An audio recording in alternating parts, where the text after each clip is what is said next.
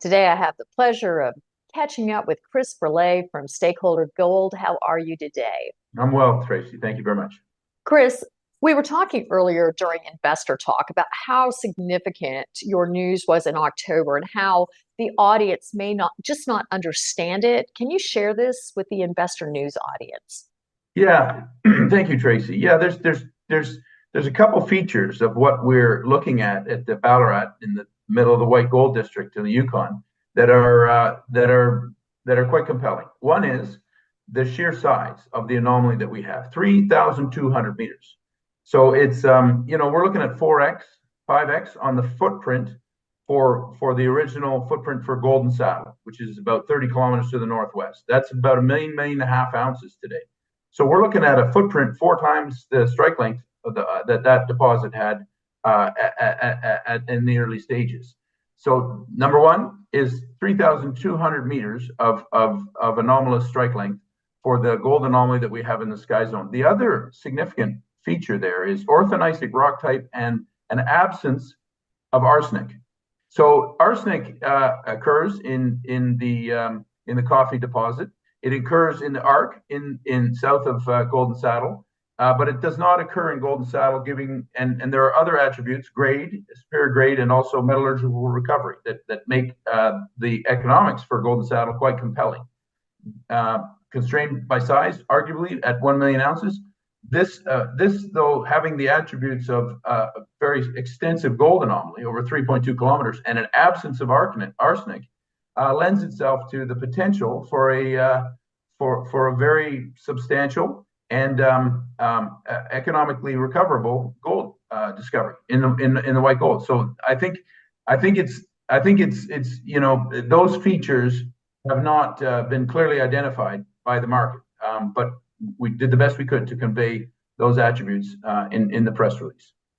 And for all of you out there preparing for the holidays, this may be the present you were looking for. If I recall, you have one of the tightest structures I've seen in the entire capital markets. How many million shares outstanding? Yeah, 13.1 at this stage. We're going to keep it to 15 million is our objective through this discovery process. We are expanding our quarries in Brazil. Good cash flow business there. Expanding it 4-fold now in the next 6 months. So that gives us some real comparative advantage and an ability to keep our share capital very tight, constrained capital structure, 15 million shares. So if we go through this process, have what we're talking about, what we think there's a possibility of in terms of a multi-million ounce gold target there on Ballarat, and have it all with a 15 million share count, then we would look for re-rating of the share price. Yeah. And you were talking about the valuation earlier. Can you share with our audience what you were telling me? Valuation, they paid $100 per ounce for coffee.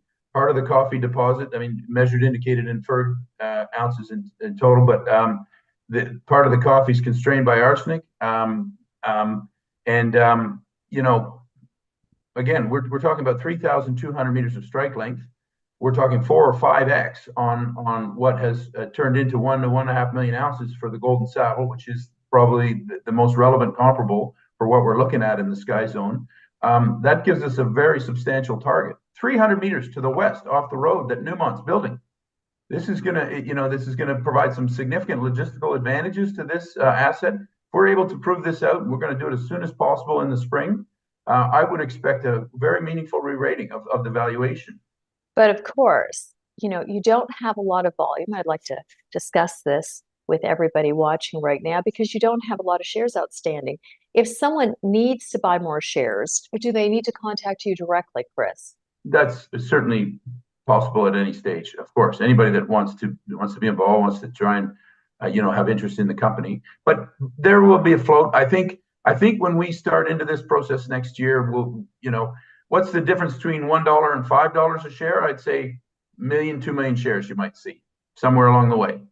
And part of the advantage of a tight capital structure is that you can re-rate the share price with meaningful buying. That if there's reasons to re-rate the price, which come from a real discovery, then you can do that. The part of part of the consequence, you might say, of a tight capital structure is less liquidity when there's little activity. But we're generating cash flow from Brazil, so we're not really in the process of issuing shares. We tend to go through this process with 15 million shares outstanding. That's our objective. Well, of course, you are our top mineral prices expert as well. So we're going to be checking in with you regularly in 2024. So for those of you out there going, this sounds very interesting, we'd like to learn more, we'd like to encourage you to go to the Stakeholder Gold website. But what should shareholders anticipate for 2024? What are you looking at? Okay, the first 4 months, we're going to be talking about expanding our cash flow in Brazil. It's been a very profitable business from a single quarry. We're now going to add 4 new quarries.